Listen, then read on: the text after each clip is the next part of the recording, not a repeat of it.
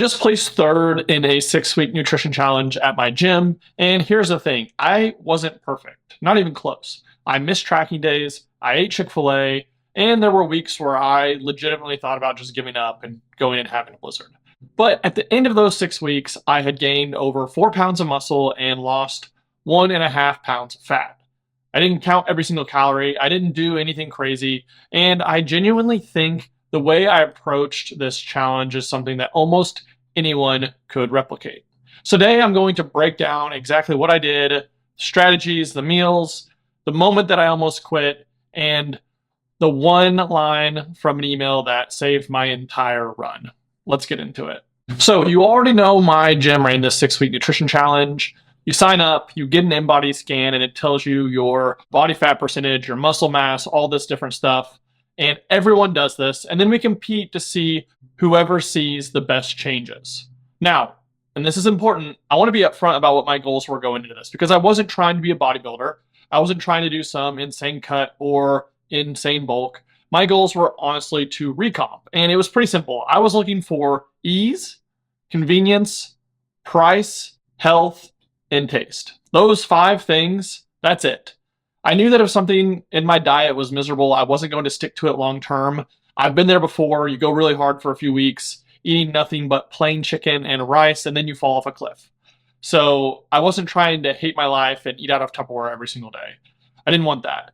Instead, I wanted something that I could actually sustain, something that could fit into my real life, including the fact that I travel for work pretty regularly. So this was the filter for every decision over those 6 weeks. Is it easy? Is it convenient? Is it affordable? Is it healthy? And does it taste good? Now, the first decision that I made was a huge difference. I decided not to track calories. I only tracked protein. Not calories, not carbs, not fat, just protein. The reason for this is pretty simple. When you're eating enough protein, or so they said at my gym, a few things happen. You stay fuller, you hold on to muscle even if you're at a deficit. I wasn't at a deficit, if you could tell I gained weight. And you tend to naturally crowd out all of the junk food because protein-dense foods are pretty filling. And I found this to be true. I hit my protein target most days, and I didn't really stress about anything else. I knew if I get the protein in, that is 80% of the challenge for me. Now, I did miss some days because I didn't track every single day. Life gets in the way. You're at the airport, you have Panda Express. But I would say I hit probably 80% of the time. And I'll come back to why that 80% number matters here in a minute. But the other swap that sounds almost too drastic, but helped me a lot, is I replaced candy bars with chocolate protein bars. I found a type that's not terrible. I have a sweet tooth, and I just decided I'm not going to pretend that I don't. If I can scratch that itch with something that's got 20 grams of protein instead of 0, then that's a win. So same craving, better outcome. That was the goal. So the main meal that I ate over the course of this challenge was an imitation Chipotle bowl. And I know this is probably the part that most of you are here for. And the reason I'm telling you this is this meal I like a lot. It's cheap, it's easy, and it tastes good. And the macros are ridiculous in the best possible way. So here's how I made it. I would go to the store and I would get a little can of chili peppers and adobo. I would blend those up and I would marinate chicken in it. That is literally the entire chicken part of the recipe. You don't need to mix a bunch of spices. You don't have to get fancy. You just blend up the chipotle peppers and adobo and you marinate it. Can you do other stuff? Yes. But when we talked about the things earlier about easy, convenient, tasty, you get 95% of the flavor of their chicken just with this one piece. Did I experiment a couple times with some spices? Yes, but you can't tell that big a difference. So all you have to do is blend up that little can, put it on your chicken, and then bake it at 425 for 25 minutes. Now, here's the move. You also throw your fajita veggies on the same pan at the same temperature at the same time. So you're only getting one thing dirty, or at least you're cooking everything at the same time, and then you're done. So you chop up the veggies, you throw in the chicken, 25 minutes, boom. That's all it takes for the entire week of food. Then, so you're not standing at the stove, you're not babysitting anything, you can walk away and you can do some other stuff. So at the same time that I'm doing that, I'm also working on the rice. So if you don't have one, I'd really recommend an Instant Pot. This is what I use. So I set it to manual and let it go for 3 minutes, and then it depressurizes for 10 minutes. So when you're doing this, you just throw a little bit of olive oil in there with the rice while it cooks. It makes it not stick as much, which is really nice. And then at the end, I just chop up some cilantro, throw it in. Easy peasy, squirt some lime juice over that, and you basically have the same rice you get at Chipotle. Then the only other piece is adding some canned black beans. So sometimes I would do the whole dried beans soak overnight, cook in a pot at the same time, but just being real with you, canned black beans taste good. They're super easy. They take 3 minutes to heat up. And so if you do this, then you can cook all of your meat and veggies for the week in 25 minutes. You can cook your carbs in 10 minutes, maybe 15, and then you can cook your beans in another 5 minutes. So it doesn't take that long to generate a lot of healthy food.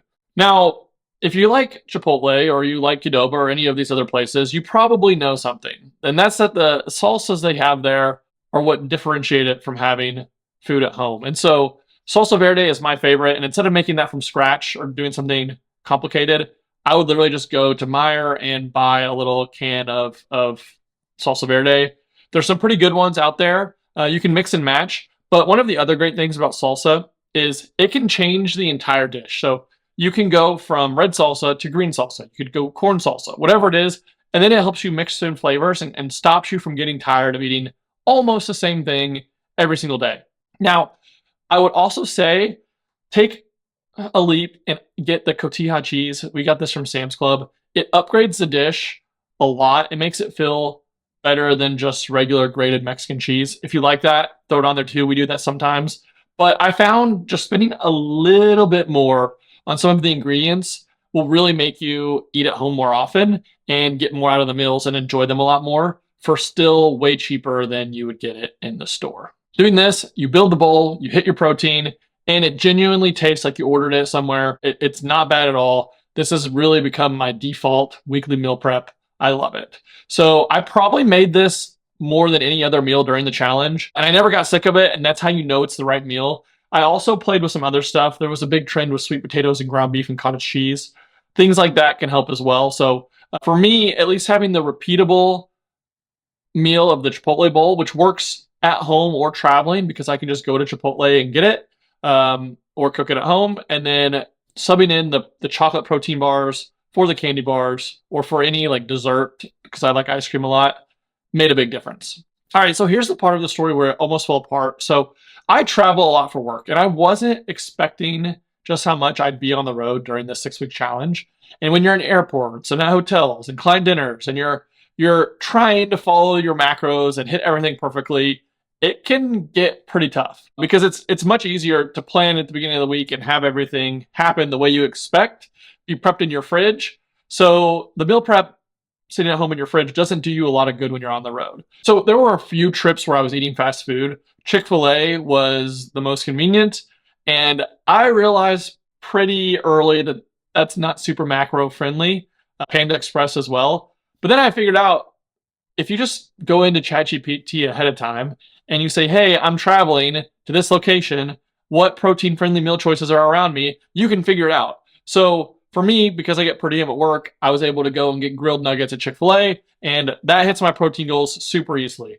Chipotle hits my protein goals super easily. But if we take a step back, there was a point when I was eating Panda Express, which is fried food, Chick-fil-A, which is fried food, all of these things that aren't calorie friendly just because they're convenient.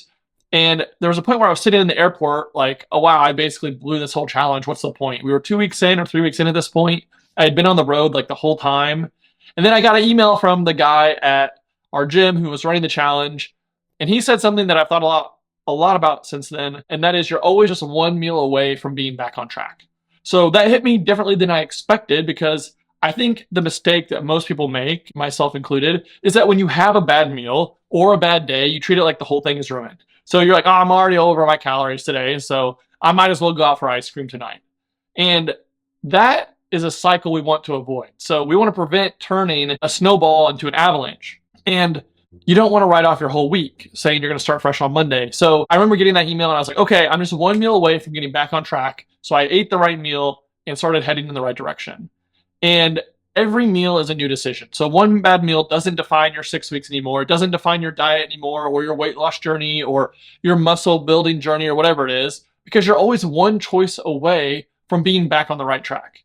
And that's a reframe for me that changed everything in terms of the way that I eat, because I can go enjoy some Andy's Mints or a coffee or whatever it is, and I'm always one meal away from being on the right track. Once I had that mindset, I started looking at travel differently. So instead of there's nothing healthy here, I started to ask, what's the best option available to me right now? And the answer was usually pretty good after I researched it. So Chick-fil-A has grilled nuggets. They're high protein, reasonable calories. You can get them anywhere. They're well within my per diem when I travel for work. And I actually looked forward to getting those on trips after I got used to it. You can pair them with a fruit cup, or there's some other options. Chipotle is also amazing. So I said this, I was making imitation Chipotle bowls at home, and guess what? I could go out and get the real thing. So Chipotles are everywhere. And if you order right, double chicken, rice, beans, salsa, no sour cream, you're basically eating what I was making at home. It's not as cheap making it at home, because you can make it for a few dollars a serving at home, but it's one of the best fast food options for macros by a mile, especially if you don't care about how much salt you get.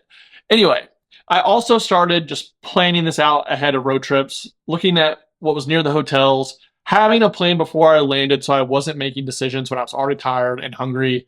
That made a massive difference. Like I said before, throw it into ChatGPT, turn on deep research, and it'll literally find all the options, so you don't even have to think about it. You can just show up and eat healthy, and that to me is a great, great tool. So here's what I took away from the challenge as a whole, and I think this is the thing that actually matters more than any specific meal or strategy. You don't have to be perfect to see real results. I was probably 80% consistent across those 6 weeks, if you don't count the first 2 weeks, because the first 2 weeks were pretty rough.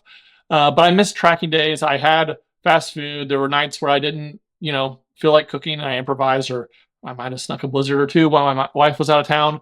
The point is, I was getting the minimum effective dose to make progress. So Tim Ferriss talks a lot about this. It's a concept that I love. It's probably one of the favorite things I've ever learned from Tim. And that's that you only need to do enough to get the results that you're looking for. So could I go faster if I was tracking every calorie, eating perfectly? Yes.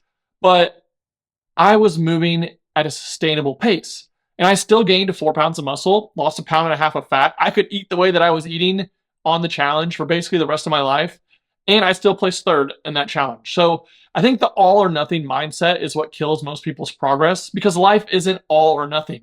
Life is messy and busy and full of work trips and airport food courts, and you don't feel like cooking or whatever it is. But the goal isn't to be perfect for 6 weeks, or at least it wasn't for me. The goal is to develop habits and be consistent enough to make good choices most of the time, and to never let one bad meal turn into an entire bad week.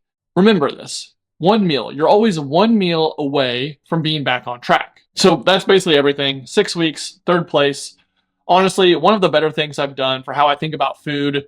If you want to try the Chipotle bowl, I broke down the recipe above. It's pretty easy. I'll put it in the description as well. It's genuinely one of the easiest high protein meals that I've ever made, and I fall back on it if I want food for the whole week, because it's super easy.